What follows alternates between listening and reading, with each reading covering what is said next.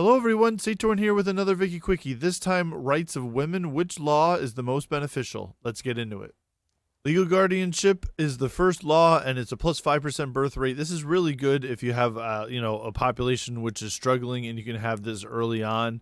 This does help, but as you progress throughout the game, and you get maybe some more children's rights here, where your mortality will go down, the mortality rates, as well as a better health system, again decreasing mortality, then I would say it's not as beneficial, and you could probably go to one of the other laws. Once you're willing to give up that plus 5% birth rate, you can get a plus 5% workforce ratio with propertied women. And what this does is, we could check it out here, go to one of these states, and let's take a look at the farms here and take a look at, for example, these farmers. If we hover over the population, you can see here that now there's a plus 5% from propertied women. And what this is very slow though. You can see here it's 24.7% of this population in the workforce, while the rest are dependents. Over time, this ratio will approach the 30%. So we increased that now to a 30%, and the base value for farmers is 25%. So it depends on your job. But so by here, by having propertied women, we're now increasing that percentage, and over time, you'll definitely see more people being able to be actually employed and no longer dependents.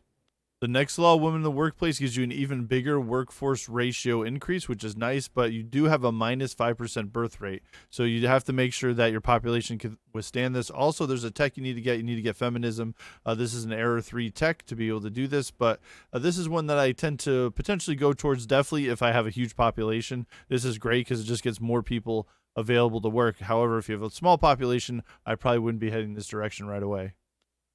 The last law is women's suffrage. This is just as difficult as women in the workplace to pass. I should have mentioned that there isn't an interest group that I'm aware of that supports both of these. So if you hunt around and try to find one that does, the only reason why right now I have a chance for these is because right now the leader of the rural folk is willing to endorse it. Otherwise, I wouldn't have a chance to be able to pass these laws.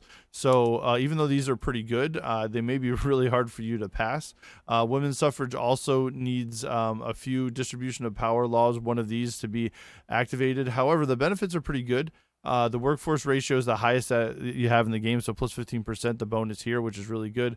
You get a plus 33% dependent enfranchisement, so this is the ratio of workforce to dependents. So what happens here is that they're allowed to actually start to vote and join interest groups, some of the dependents, which is pretty interesting. So that could potentially also change, make things a little bit easier maybe for women's suffrage.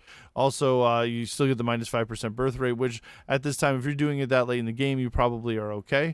But yeah, if possible, I would say women in the workplace and women's suffrages are very good to go to.